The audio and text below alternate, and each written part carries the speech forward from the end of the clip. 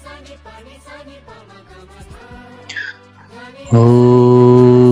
भूर्भुवः स्वः तत्सवितुर्वरेण्यं भर्गो देवस्य धीमहि धियो यो नः प्रचोदयात्। ॐ सद्गुरु चरण कमलेभ्यो नमः।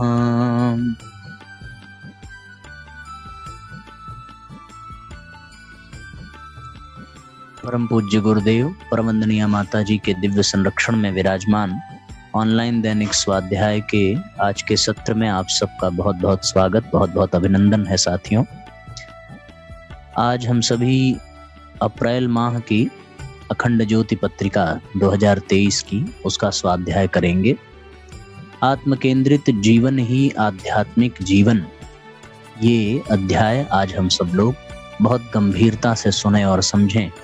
आध्यात्मिक जगत के लोगों के लिए ये अध्याय बहुत ही महत्वपूर्ण है। आप इसको सुनेंगे तो आपको बहुत ही अच्छे अच्छे सूत्र मिलेंगे। ये विश्वास हमारा है कि आप सब अपने आध्यात्मिक जीवन में अवश्य अभिवृद्धि करेंगे आज इस अध्याय को सुनने के पश्चात। अधिक से अधिक शेयर अवश्य कर दें, जिससे कि सबको इसका दिव्य ज्ञान और दिव्य लाभ प्राप्त हो सके। आइए प्रारंभ करते हैं। धर्म अध्यात्म को लेकर जनमानस में कई प्रकार की भ्रांतियां भरी हुई होती हैं। अपना काम धाम छोड़कर धर्म कर्म करना भला ये कौन सी समझदारी है। और अभी हमारी उम्र ही क्या हुई है कि हम धर्म कर्म करके साधु फकीर बनते फिरें। उम्र के अंतिम पड़ाव में कुछ धर्म कर्म कर लेंगे, क्योंकि अभी तो जिंदगी में मजे करने का समय है। कुछ लोग कहते हैं कि हमारी बहू की एक बहुत गंदी आदत है। क्या है? वो रोज सुबह उठकर जप ध्यान पूजा पाठ यज्ञ हवन में लगी रहती है।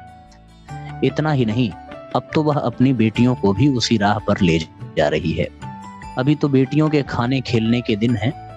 उन्हें कुछ सिखाना ही है तो कोई अच्छी चीज सिखाओ, अच्छे पकवान सुस्वाद भोजन बनाना सिखाओ जो उसके ससुराल में काम आए। कुछ अन्य की शिकायत होती है कि जब से अयोध्या काशी मथुरा हरिद्वार से लौटे हैं तब से इनके लक्षण कुछ ठीक नहीं लग रहे हैं। क्यों?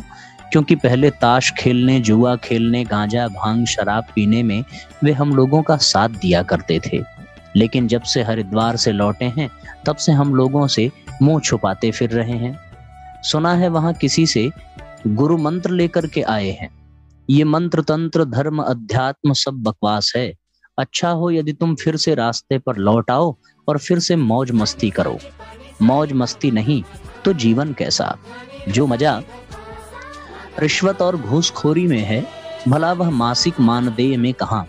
पर यह हरिद्वार क्या हो आया, मानो वहां से ईमानदारी का ताबीज पहन कर आया हो। क्यों? क्योंकि अब वह न तो स्वयं रिश्वत लेता है, न तो हम लोगों को लेने देता है। आदि बातें लोग अक्सर कहते और सुनते हुए पाए जाते हैं। दरअसल धर्म अध्यात्म के विषय में सही समझ नहीं होने के कारण ही लोग ऐसी बेतुकी बातें किया करते हैं। धर्म अध्यात्म न तो जीवन के विरोधी हैं, न ही धर्म अध्यात्म का मतलब जीवन से पलायन होना है। धर्म तो धारणा करने की चीज है, त्याग करने की नहीं। जो धारण करने में समर्थ है, जो हमारे जीवन को धारण करने में थामे रहने में समर्थ है, वही धर्म है। धर्म का आशय किसी मत पंथ मजहब संप्रदाय से कतई नहीं है। ये तो धर्म प्राप्ति के साधन मात्र हैं, साध्य नहीं। धर्म एक मर्यादा बंधन है जो मनुष्य को मर्यादा में रहने को प्रेरित करता है, तैयार करता है। जो मर्यादा की सीमा को लांघता है वह अपने जीवन में तबाही और विनाश को ही आमंत्रित करता है।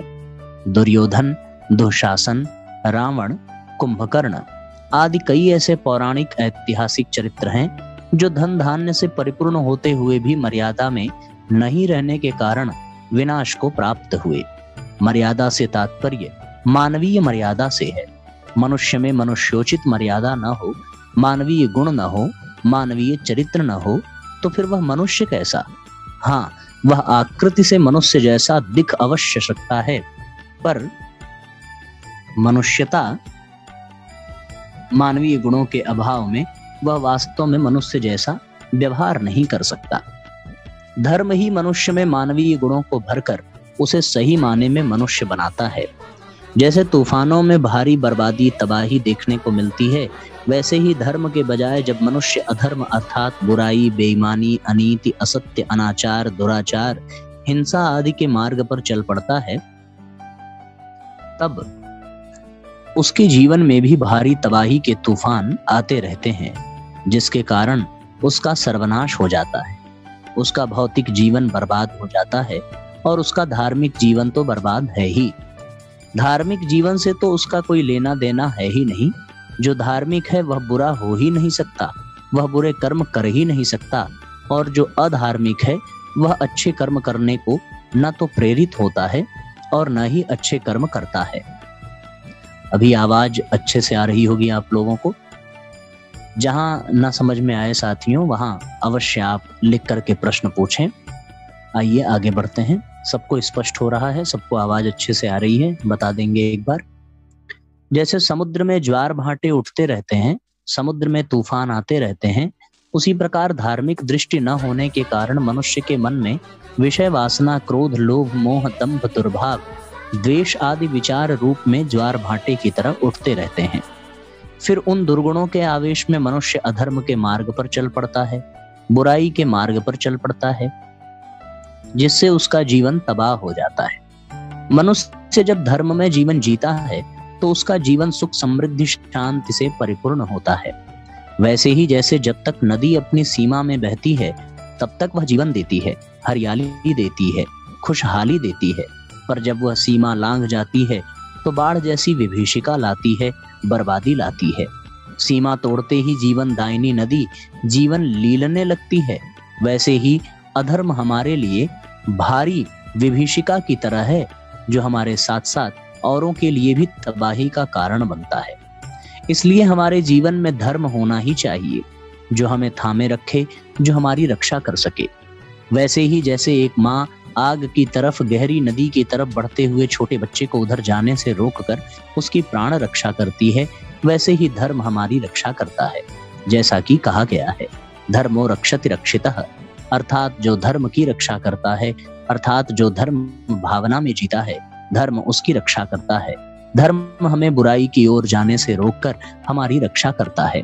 धार्मिक होने का तात्पर्य किसी विशेष वेश विन्यास को धारण करना नहीं होता। जो धारण करने योग्य है और जिसे धारण कर लेने पर जीवन सुंदर, सुगढ़, सुखद और समृद्ध होता है, वही धर्म है। नैतिकता, ईमानदारी, जिम्मेदारी, समझदारी, बहादुरी, श्रमशीलता आदि गुण जीवन को निस्संदेह सुगढ़, सुंदर और समृद्ध बनाते हैं, तो वहीं अनैतिकता, बेईमानी, अनाचार, दुराचार, आलस्य, प्रमाद आदि अवगुण जीवन में दुखों का पहाड़ खड़ा कर देते हैं, जिससे जीवन बोझ लगने लगता है, भार लगने लगता है। ऐसी गलत चीजें करने पर, बुरे कर्म करने पर हमें उनका बुरा परिणाम भुगतना पड़ता है। हम आत्मग्लानि, अवसाद, तनाव, कुंठा, चिंता, उद्विग्नता के शिकार होते हैं और अपने अनमोल जीवन को स्वयं ही दुखों से भर लेते हैं। हमारी कार्य क्षमता, उत्पादकता कम होने लगती है, जिससे हम किसी भी कार्य को सही ढंग से नहीं कर पाते। नैतिकता, ईमानदारी, जिम्मेदारी, समझदारी, बहादुरी, श्रमशीलता आदि का किसी मजहब, पंथ, संप्रदाय, मत से कोई लेना देना नहीं है, गुण है। ये वे गुण हैं जो जीवन के हर क्षेत्र में सफल होने के लिए अत्यंत आवश्यक हैं। इन गुणों के कारण मनुष्य जीवन में सारी खुशियां प्राप्त कर सकता है, धन, वैभव, सुख, समृद्धि सब कुछ पा सकता है। धार्मिक होने का अर्थ है आकृति के साथ साथ प्रकृति से भी मनुष्य होना, मनुष्योचित व्यवहार करना। धार्मिक होने का अर्थ है ईमानदार होना, समझदार होना, जिम्मेदार होना, बहादुर होना, श्रमशील होना, कर्मशील होना, कर्तव्यनिष्ठ होना और अपने कर्तव्य पथ पर अडिग रहना। धर्म जीवन से पलायन का नाम नहीं, बल्कि ये तो हमें जीवन से पलायन करने से रोकता है। अपने कर्तव्य पथ पर अविचल चलते रहने का नाम ही धर्म है। इसलिए धर्म का व्यापक अर्थ है कर्तव्य। एक माता पिता, भाई बहन के रूप में हमारा जो कर्तव्य है, उसे पूरा करना ही धर्म है। मनुष्य होने के नाते परिवार समाज में मनुष्योचित व्यवहार करना यही हमारा धर्म है, यही हमारा कर्तव्य है। एक नागरिक होने के नाते अपने राष्ट्र की आन बान शान के लिए अपना सर्वस्व न्यौछावर करने के लिए सदैव तत्पर रहना यही हमारा धर्म है। दूसरों की सेवा, सहायता, परोपकार करना ही धर्म है। हम अपने मत संप्रदाय के आधार पर जो भी धार्मिक क्रियाएं करते हैं उसका उद्देश्य हमारा इसी अर्थ में धार्मिक होना है। हाँ, ये समझना भी महत्वपूर्ण है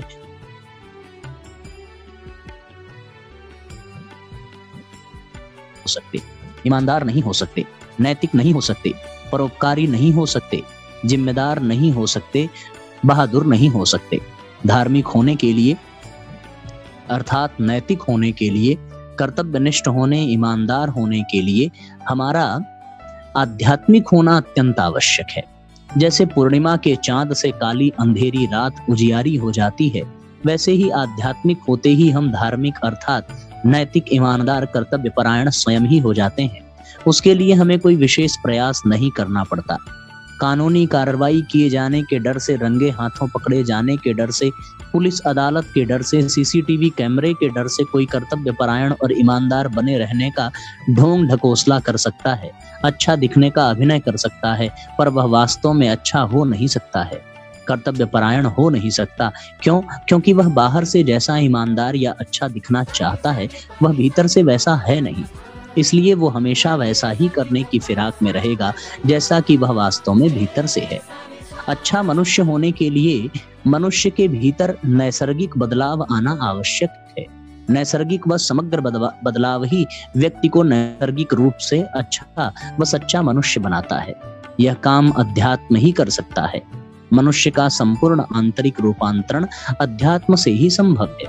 अध्यात्म अधि धन आत्मा इन दो शब्दों से बना है, जिसका अर्थ है आत्मा की ओर। मनुष्य का जीवन जब देह केंद्रित होता है तब वह मात्र देह के सुख के बारे में ही सोचता है, विचारता है और तदनुरूप सुख के साधन जुटाने में लगा रहता है। फिर स्वयं के शरीर को, देह को सुखी बनाए रखने के साधन को वह अनीति, हिंसा, अनाचार आदि किसी भी तरीके से हासिल करने का प्रयास करता है। वह अपने देह से जुड़े रिश्तों के अलावा किसी अन्य से कोई जुड़ाव महसूस नहीं करता है। देहासक्ति के कारण वह स्वार्थ के दलदल में इतने गहरे उतर जाता है कि सुख साधनों के अंबार होते हुए भी वह सदैव दुखी ही रहता है। वह पारिवारिक, सामाजिक, राष्ट्रीय आदि कोई भी कर्तव्य पालन करने में स्वयं को पूर्णतः असमर्थ पाता है। वह न तो अच्छा पिता बन पाता है, भ्राता बन पाता है, पुत्र बन पाता है, संबंधी बन पाता है, विद्यार्थी बन पाता है और न ही अच्छा नागरिक बन पाता है। वह न तो अच्छा अध्यापक, चिकित्सक, अभियंता, उद्योगपति, कलाकार, संगीतकार, नेता, अभिनेता, किसान बन पाता है, न ही अच्छा व्यक्ति बन पाता है। क्यों? क्योंकि वह अच्छा इंसान ही नहीं बन पाया, वह सच्चा मनुष्य ही नहीं बन पाया। वो हर जगह अपमानित होता है और दुख भोगता है। यह सब देह केंद्रित जीवन जीने का ही प्रतिफल है। पर जब वह देह से ऊपर उठकर आत्मा की ओर देखने लगता है, आत्मचिंतन करने लगता है, तब वह देहासक्ति के दलदल से बाहर निकलकर आत्म केंद्रित, आत्मपरायण जीवन जीने लगता है और जीवन की दलदल में भी कमल की तरह खिल उठता है।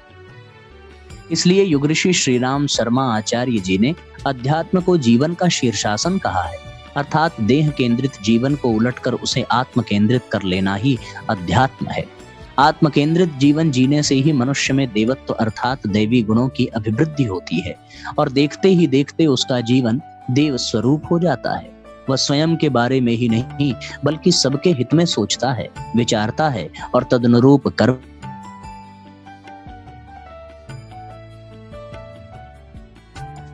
औरों को भी सुख प्रदान करता है।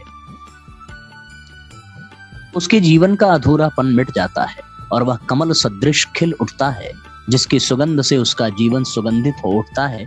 वह कठिन से कठिन परिस्थितियों में भी सच्चाई, ईमानदारी, जिम्मेदारी व बहादुरी से विचलित नहीं होता है और सदैव अपने कर्तव्य पथ पर डटा रहता है। वह ये मानने लगता है कि सत्य परेशान हो सकता है पर परास्त नहीं, अंततः जीत सत्य की ही होती है। हमेशा सच्चाई के मार्ग पर ही चलना चाहिए। ये सब तब संभव हो पाता है जब वह आत्म केंद्रित हो जाता है, आध्यात्मिक हो जाता है। उसका आंतरिक रूपांतरण हो जाता है। दिव्य जीवन में श्री अरविंद भी लिखते हैं कि शरीर, मन और प्राण का विकास आवश्यक है, परंतु यह संपूर्ण नहीं है। बुद्धि मनुष्य की विशेषता नहीं है, यह अन्य प्राणियों में भी होती है। मनुष्य में प्रज्ञा होनी चाहिए। मेरी बुद्धि को वासुदेव चलाएं या वासना, यह निर्णय स्वयं को करना पड़ता है। आत्मदृष्टि से ही चेतना की यात्रा अन्नमय कोश से आनंदमय कोश की ओर अग्रसर होती है। वह चेतना अपने शिखर को पहुंचती है, जिसे अतिमानस कहते हैं। आध्यात्मिक जीवन व्यवहारिक जीवन की जड़ है।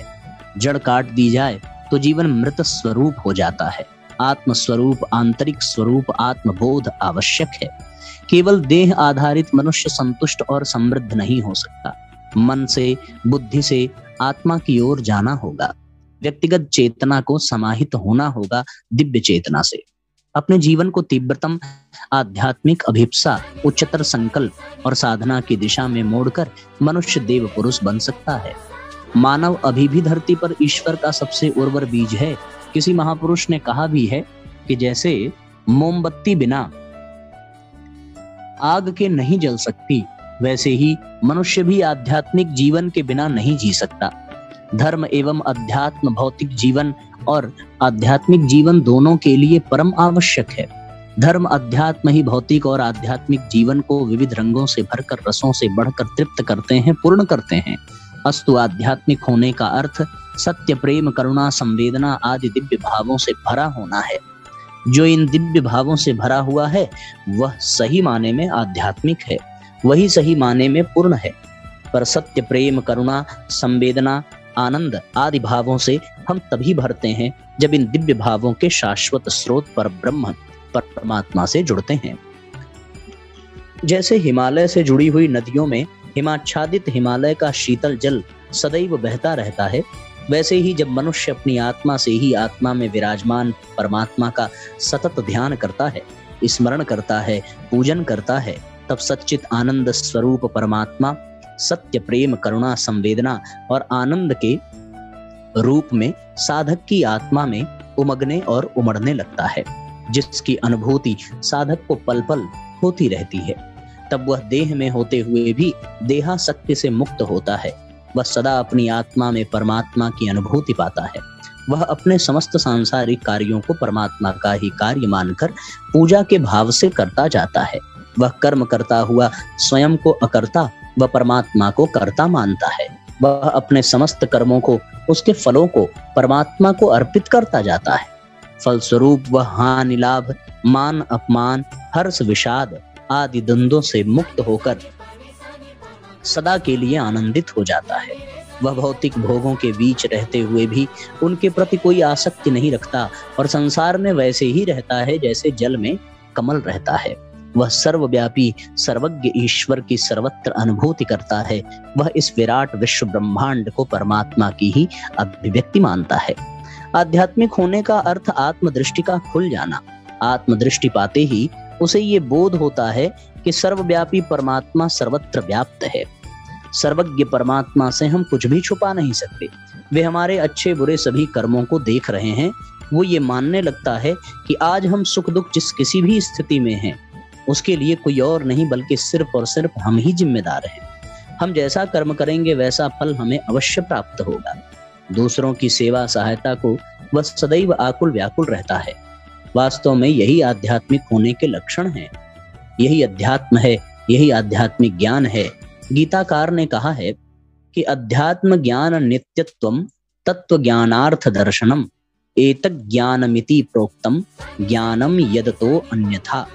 अर्थात अध्यात्म ज्ञान में नित्य स्थित और तत्व ज्ञान के अर्थ रूप परमात्मा को ही देखना, यह सब ज्ञान है, और जो इसके विपरीत है वह अज्ञान है। ऐसा कहा गया है, जिस ज्ञान के द्वारा आत्म वस्तु और अनात्म वस्तु जानी जाए, उस ज्ञान का नाम अध्यात्म ज्ञान है। ये वही अध्यात्म ज्ञान है जिसे भगवान श्री कृष्ण से पाकर किंग कर्तव्य विमूढ़ अर्जुन कर्तव्य कर्म के लिए प्रेरित हुआ। अध्यात्म ज्ञान की प्राप्ति से पूर्व अर्जुन गीता के प्रथम अध्याय में अवसाद में है, विषाद में है और अपने कर्तव्य से मुख मोड़े हुए और मोड़ने की तैयारी में है। इसी कारण तो वे कह रहे हैं कि हे कृष्ण, युद्ध क्षेत्र क्षेत्र में डटे हुए युद्ध के अभिलाषी अपने स्वजन समुदाय को देखकर मेरे अंग शिथिल हुए जा रहे हैं, मुख सूखा जा रहा है तथा मेरे शरीर में कंप एवं रोमांच हो रहा है।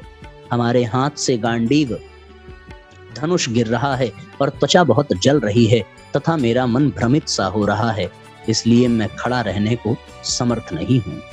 अर्जुन के भ्रम को दूर करने के लिए भगवान कृष्ण उन्हें ज्ञान, कर्म, भक्ति, वैराग्य आदि के रूप में अध्यात्म ज्ञान का उपदेश करते हैं और उन्हें अपने विराट स्वरूप का दर्शन कराते हैं। तब अर्जुन के सारे भ्रम दूर होते हैं। अर्जुन गीता के प्रथम अध्याय में विषाद में है, इसलिए गीता के प्रथम अध्याय को अर्जुन विषाद योग नाम से जाना जाता है। वह गीता का अंतिम 18वां अध्याय मोक्ष संन्यास योग नाम से पुकारा गया है, क्योंकि तब अर्जुन विषाद से बाहर निकल मोक्ष व आनंद की स्थिति को प्राप्त हो चुका है। जो अर्जुन गीता की प्रथम अध्याय में विषाद में है, वह बाद के अध्यायों में अध्यात्म ज्ञान पाकर कर्तव्य कर्म करने को तत्पर हुए और विषाद से निकलकर मोक्ष की ओर अग्रसर हुए, मुक्ति की ओर, आनंद की ओर अग्रसर हुए। अतः अध्यात्म विषाद से निकलकर मोक्ष अर्थात आनंद की ओर अग्रसर होने की यात्रा है। अध्यात्म कर्तव्य से पलायन करना नहीं, बल्कि कर्तव्य कर्मों में प्रवृत्त होना है और यही अध्यात्म का वास्तविक अभिप्राय है। अध्यात्म नाम है आत्मदृष्टि के विकास का, और जब अध्यात्म से साधक की आत्मदृष्टि खुलती है तो उस दृष्टि से देखने पर संसार का नजारा बिल्कुल बदला हुआ सा होता है। संसार के नजारे तो वही होते हैं, पर उसे देखने का नजरिया बदला हुआ होता है, जिससे संसार में हमारे सर्वत्र ही सौंदर्य, शुभ ही शुभ दिखता है। क्योंकि आत्मदृष्टि के कारण मन से सारे विकार मिट जाते हैं, सारी नकारात्मक चीजें, निराशाजनक विचार मिट जाते हैं। मन स्वच्छ पारदर्शी हो जाता है, जिससे साधक में साहस, आशा, उत्साह का संचार होने लगता है। अध्यात्म एक दृष्टि है, नजरिया है, प्रवृत्ति है, प्रकृति है, जिसे पाकर मनुष्य पूर्ण मनुष्य, सच्चा मनुष्य, बड़ा मनुष्य बन पाता है और जीवन को आनंद से आप्लावित कर लेता है। जरूरत है हमें भी उसी अंतर्दृष्टि, आत्मदृष्टि विकसित करने की, जिससे हम भी आनंद से आप्लावित हो सकें। धर्म अध्यात्म की बातें बकवास नहीं, बल्कि बहुमूल्य हैं। अध्यात्म विकल्प नहीं, बल्कि जीवन जीने के लिए अनिवार्य तत्व है। यह जीवन के अंतिम पड़ाव में अभ्यास से लाने या पाने की वस्तु नहीं है, बल्कि यह तो जीवन की जड़ है, जिससे जीवन रूपी पौधे को जीवन रस मिलता है। फलस्वरूप जीवन तभी पूर्ण रूपेण विकसित होता है, पुष्पित पल्लवित होता है और सुगंधित पुष्पों और मधुर फलों से भर आता है। अस्तु जीवन के आरंभ से ही हमें अध्यात्म से जुड़ना चाहिए। हमें आध्यात्मिक होने का अभ्यास आरंभ कर देना चाहिए। आध्यात्मिकता का भौतिकता से कोई विरोध नहीं है, बल्कि आध्यात्मिक दृष्टि होने से हम भौतिकता का और भी अधिक आनंद उठा पाते हैं, सुख प्राप्त कर पाते हैं। आध्यात्मिक दृष्टि न होने से अकेली भौतिकता दुखदाई होती है, क्योंकि आध्यात्मिक दृष्टि न होने से भौतिकता मनुष्य में मद, अहंकार और लोभ पैदा करती है, जिसके कारण व्यक्ति विनाश को प्राप्त होता है। रावण, कंस, दुर्योधन के पास अथाह भौतिक संपदा थी, पर आध्यात्मिक दृष्टि न होने के कारण उनमें भौतिकता थी। भौतिक संपदा का मद, अहंकार, लोभ आ गया, जिसके कारण वे अमानवीय आचरण करने लगे और अंततः विनाश को प्राप्त हुए। राजा जनक मिथिला के राजा थे। उनके पास अथाह भौतिक संपदा थी, पर उनमें जरा भी मद, अहंकार, लोभ नहीं था। क्यों? क्योंकि उनके पास आध्यात्मिक ज्ञान था, आध्यात्मिक दृष्टि थी। इसलिए अथाह भौतिक संपदा के स्वामी होते हुए भी वे उनके प्रति आसक्त नहीं, अनासक्त रहे। राग से नहीं, बल्कि वैराग्य से भरे रहे। फलस्वरूप उनकी भौतिक संपदा उनके साथ साथ दूसरों के लिए भी कल्याणकारी रही और वे भगवत प्राप्ति के अधिकारी हुए। भौतिक संपदा के स्वामी होते हुए भी राजा दशरथ आत्मज्ञानी, आत्मदृष्टि, आध्यात्मिक दृष्टि से संपन्न थे। इसीलिए उनके घर भगवान ने अवतार लिया। अस्तु भगवत प्राप्ति के लिए ही नहीं, बल्कि भौतिक सुख की प्राप्ति के लिए भी आध्यात्मिकता अनिवार्य है। आध्यात्मिक दृष्टि से ही हम अपने सभी कर्तव्य कर्मों को ईमानदारी पूर्वक करते हैं और सुख एवं सम्मान प्राप्त करते हैं। रावण और विभीषण दोनों लंका जैसी संपन्न नगरी में रहते थे, पर भौतिकवादी दृष्टि के कारण रावण विनाश को प्राप्त हुआ, तो वहीं आध्यात्मिक दृष्टि आत्म दृष्टि होने के कारण विभीषण को भगवत प्राप्ति हुई। अनुकूलताएं व प्रतिकूलताएं तो जीवन में आती ही हैं, सुख दुख तो जीवन में आते ही हैं, पर अज्ञानी जन भौतिकवादी दृष्टि संपन्न लोग विषम परिस्थितियों में घबरा कर अपना संतुलन खो बैठते हैं। वे स्वयं मरने या दूसरों को मारने पर, अनैतिक कार्य करने पर उतारू हो जाते हैं। पर आध्यात्मिक दृष्टि संपन्न व्यक्ति विषम परिस्थितियों में भी धैर्य व संतुलन बनाए रखते हैं और सच्चाई ईमानदारी का परित्याग नहीं करते, एवं इसीलिए अंततः जीवन के हर क्षेत्र में सफलता और सुख प्राप्त करते हैं। अस्तु धर्म अध्यात्म हमारे जीवन के लिए वैकल्पिक नहीं बल्कि अनिवार्य आवश्यकताएं हैं, एवं इनका अनुपालन सभी को करना चाहिए। तो साथियों, जीवन में अध्यात्म कब आएगा? जब जीवन में बुद्धि पर वासना का नहीं बल्कि वासुदेव का नियंत्रण हो, तो निश्चित रूप से जीवन में अध्यात्म आ जाएगा। एक छोटी सी कहानी है। एक राजा अत्यंत चिंतित एवं उदास रहा करता था। चिकित्सकों ने उसे प्रसन्न रहने के बहुत प्रयत्न किए, किंतु कोई परिणाम न निकला। तब किसी ने सुझाव दिया कि यदि राजा को किसी सुखी व प्रसन्न व्यक्ति का कुर्ता पहना दिया जाए तो राजा सुखी हो जाएगा। राज कर्मचारी तुरंत ही ऐसे व्यक्ति की खोज में लग गए। संयोगवश एक प्रसन्न व्यक्ति उन्हें भी मिला। कर्मचारी उसे राजा के पास लेकर पहुंचे। उसे देखते ही राजा खुशी से चीखा और बोला, लाओ जल्दी से अपना कुर्ता मुझे लाकर दे दो तो मैं उसे पहन लूं। वह व्यक्ति बोला, राजन, मैं तो साधारण सा किसान हूँ, कुर्ता तो क्या मैंने जीवन में एक अंगोछा भी नहीं देखा है, पर जो मुझे मिला है उससे मैं संतुष्ट हूँ और उसी में प्रसन्न हूँ। राजा को समझ में आ गया कि संतोषम परमम सुखम, संतोष ही सुख का आधार है। तो कहानी का तात्पर्य संतोषम परमम सुखम, और जो अध्याय हम लोगों ने पढ़ा उस अध्याय का क्या सार है कि न हरि भूलें न जग छोड़ें, कर्म कर जिंदगानी में, जियो तुम जिंदगी ऐसी कमल रहता ज्यों पानी में। अनासक्त भाव से आध्यात्मिक जीवन शैली हम सब अपनाएं। आज के इस स्वाध्याय को साथियों हम लोग यहीं पर विराम देंगे, विश्राम देंगे। अब अगले मानकर चलिए लगभग 1 महीने तक हम लोग YouTube पर ही स्वाध्याय सुनेंगे, क्योंकि कल जो है बहराइच गोंडा के आगे पयागपुर में श्रीमद् भागवत कथा का शुभारंभ होगा। वहां से लौटकर आने के एक ही दिन बाद छत्तीसगढ़ का प्रवास रहेगा और छत्तीसगढ़ से लौट करके आने के बाद फिर हरिद्वार की तैयारी रहेगी। तो अब 20 जून को वापसी होगी। तब तक जो है आप सब नियम पूर्वक YouTube पर स्वाध्याय अवश्य ही करते रहें, ये आप सबसे विशेष प्रार्थना है, और अधिक से अधिक लोगों को जुड़ते रहें। बहुत बहुत धन्यवाद। गायत्री मंत्र साथ साथ। ओम भूर्भुवः स्वः तत्सवितुर्वरेण्यं भर्गो देवस्य धीमहि धियो यो नः प्रचोदयात्। सभी आत्मीय बंधुओं को बहुत बहुत प्रणाम। सबको नमस्कार, सबको धन्यवाद। शुभ रात्रि।